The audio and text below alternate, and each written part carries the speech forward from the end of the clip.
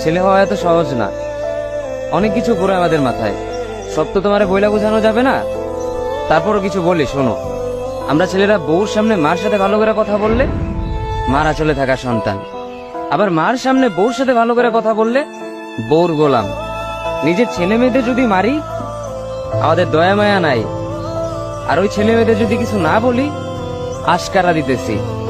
নিজের বউরে দিয়া যদি জব করাই সেই ক্ষেত্রে আমি বউর কামাই খাই, আর যদি বউরে দিয়া জব না করাই আমি সন্দেহ করি।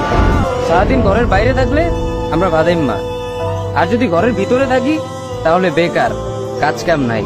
আর এই তোমাদের মেয়েদের গায়ে যদি আমরা ভুলেও টাচ করি না আমরা নির্যাতক, আর যদি তোমরা মেয়েরা আমাদের গায়ে হাত তোলো আমরা কাপুরুষ। আর একটা ছেলে কি বা করে পুরা লাইফে নিজের জন্য? মার ওষুধের থেকে শুরু করে বউ বাচ্চার প্রত্যেকটা সব পালন করার দায়িত্ব একটা পুরুষের। কিন্তু কি লাভ এত কিছু কইরা? দিন শেষে একটা ভুল করলেই সবাই ভুলা যায় যে কে কি করছে তার জন্য।